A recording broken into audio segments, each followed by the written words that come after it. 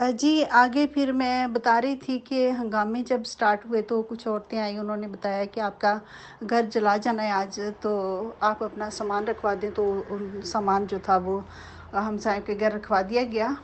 और साथ ही मेरी वालिदा ने मेरे दादा जान से कहा कि आप इन बच्चों को कहीं ले जाएं, अपनी और बच्चों की जान बचाएं। तो मेरे दादा जान और साथ हमारी एक फूफो थी जो कि मेरे दादा जान की भांजी थी। वो मेरे दादा जान उनके मामू लगते थे, तो वो भी साथ थी। और हम मेरे दादा जान जो थे हमें लेके वो चले गए, बाहर निकले। हम लोग यकीन करें, हम लोगों ने अभी अपनी स्ट्रीट क्रॉस की थी तो हमारी नज़रें पीछे गई। मैं आज भी मुझे वो जुलूस याद है जो कि मैंने अपनी आँखों से देखा था। मैं बहुत छोटी थी उस टाइम, तो मैंने पीछे मुड़ के वो जुलूस देखा। तो आज भी मुझे याद है, इतने ज़्यादा इकट्ठे लोग मैंने देखे थे। तो लेकिन बहरहाल हम आगे चलते गए। जुलूस हम जिस स्ट्रीट से निकले थे, हमारी स्ट्रीट थी वो, हम उसमें से निकले थे और जुलूस हमारी स्ट्रीट में दाखिल हुआ था हमारे घर को जलाने के लिए। इसी तरह फिर हम आगे जा ही रहे थे कि अगली एक स्ट्रीट में एक दादा जान को जानने वाला एक आदमी मिला जिसने कहा कि मियाँ जी कहाँ जा रहे हैं। मेरे दादा जान को सब लोग जानते थे और उनकी बड़ी रिस्पेक्ट किया करते थे मोहल्ले के लोग।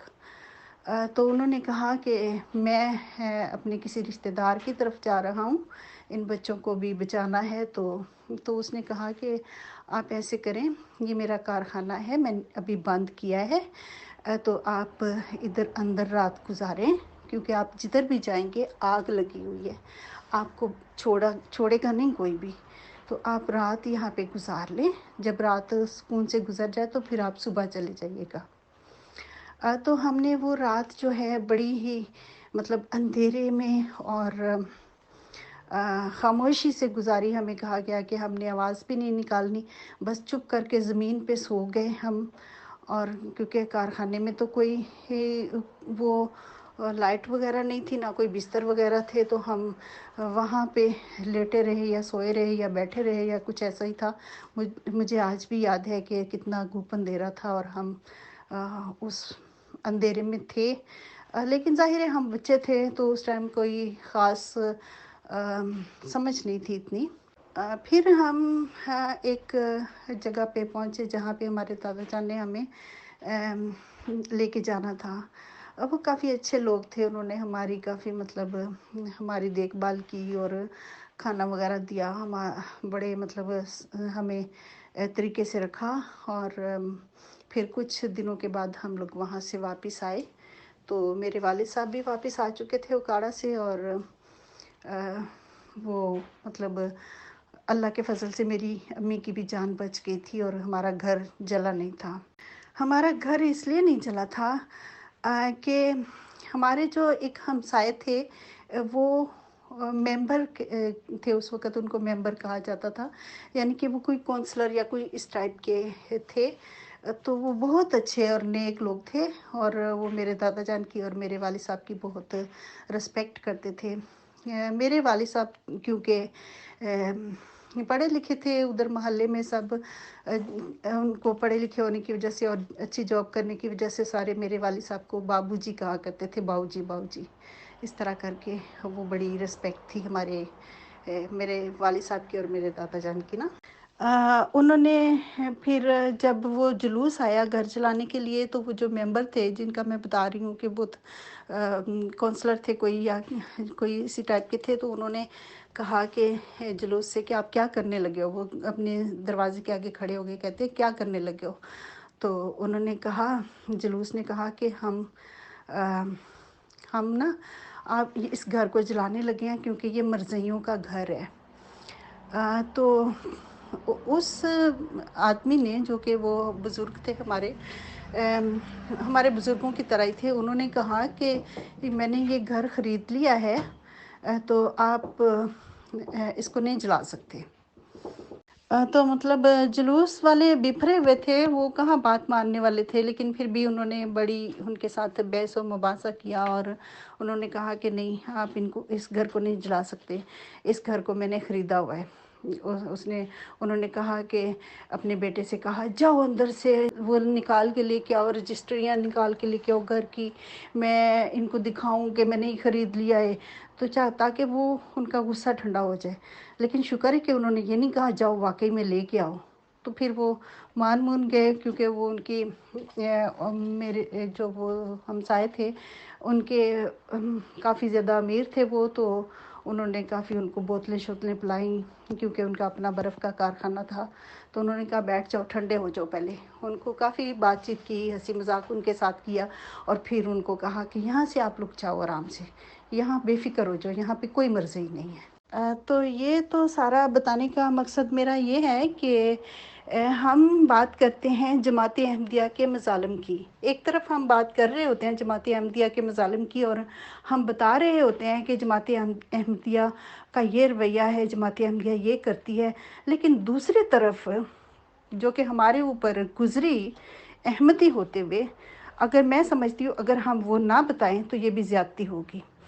میں اپنی بات کرتی ہوں اور میں ضرور کروں گی جو میں سچ سمجھتی ہوں، جو میں حق سمجھتی ہوں، میں کسی سے نہیں ڈرتی، اور میں یہ بات ضرور کروں گی۔ تو ایسے ہی پھر ہم سٹارٹ ہو گئے دوبارہ سے گوجرانوالے میں ہی رہنا، اور ہم اسکول جانے لگے، اور میرے والد صاحب اپنی جاب پہ چلے گئے۔ میرے والد صاحب پھر جاب پہ لاہور میں گئے نا، اور میرا خیال ہے کہ اس درمیان میں ہم لوگ ایک دفعہ والد صاحب کے ساتھ لاہور بھی گئے تھے، اور میرے دادا جان اور میری جو پھوپھو تھی وہ ہمارے گھر میں موجود تھی، اور ہم لوگ لاہور میں گئے تھے ایک دفعہ۔ یہ بھی ہے۔ اس کے بعد پھر ایک دفعہ ایسا ہوا کہ ہم اس وقت گوجرانوالہ میں ہی تھے، میرا خیال ہے لاہور سے واپس گوجرانوالے میں آئے تھے، تو میرے چچا جان جو کہ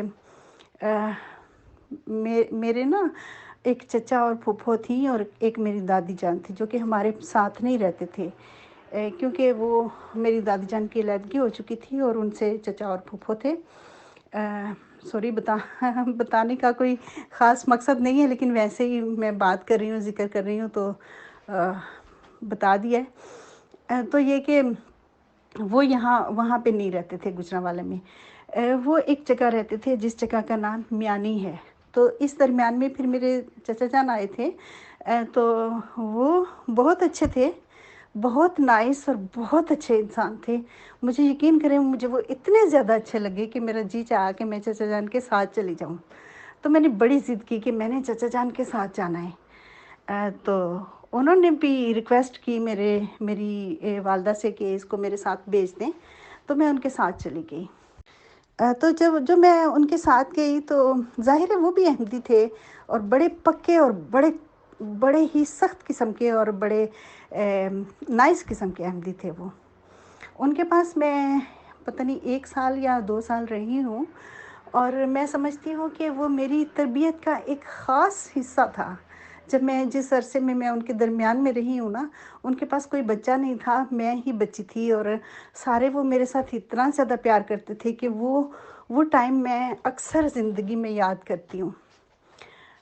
میری پھوپھو جان تھی، دادی جان تھی، دادا جان بھی تھے سوتیلے والے، اور میرے چچا تھے، یہ مجھ سے بہت زیادہ پیار کیا کرتے تھے۔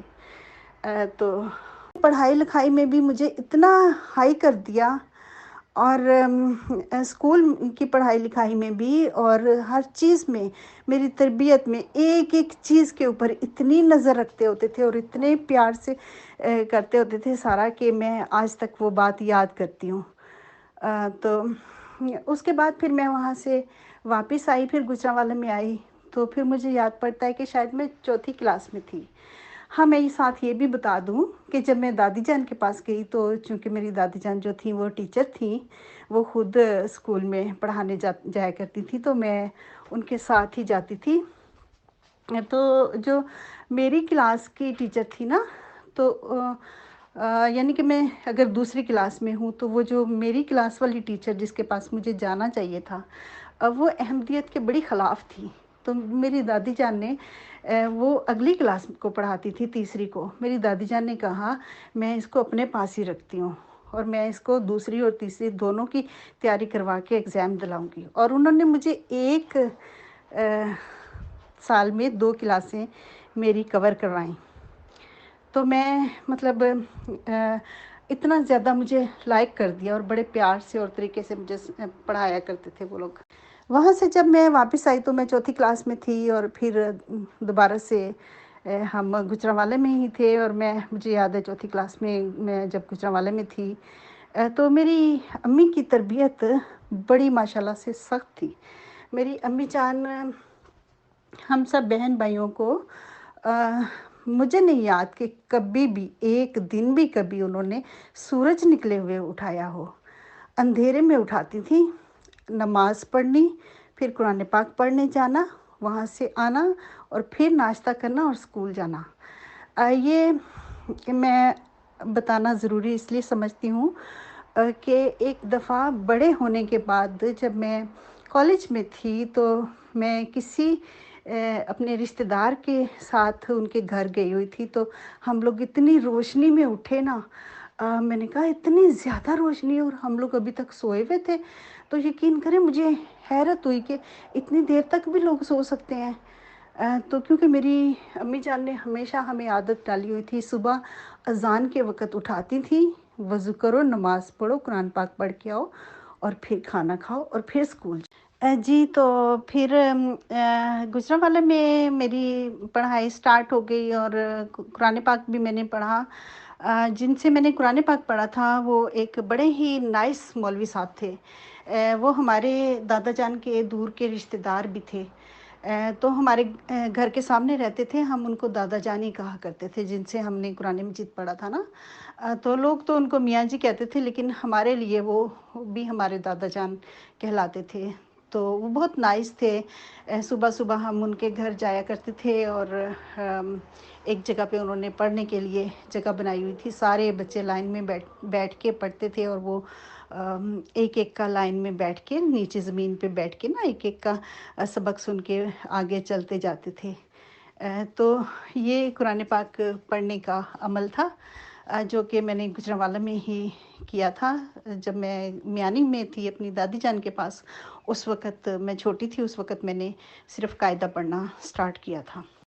جو پھر گجرانوالے میں نے پڑھائی سٹارٹ کی چوتھی سے لے کے 10ویں تک، چوتھی 5ویں اور پھر ہائی اسکول 10ویں تک میں نے گجرانوالے میں ہی پڑھا۔ اس درمیان میں پھر ہم کہیں نہیں گئے، جو جانا تھا اس سے پہلے ہی ہو گیا، چلے گئے تھے ہم مختلف سٹیز میں، لیکن میرے والد صاحب جو تھے وہ لاہور میں رہا کرتے تھے، اور ویکنڈ میں وہ آتے تھے گھر پہ، اور ہم ویکنڈ میں ہی اپنے ابو جان کو دیکھا کرتے تھے۔ تو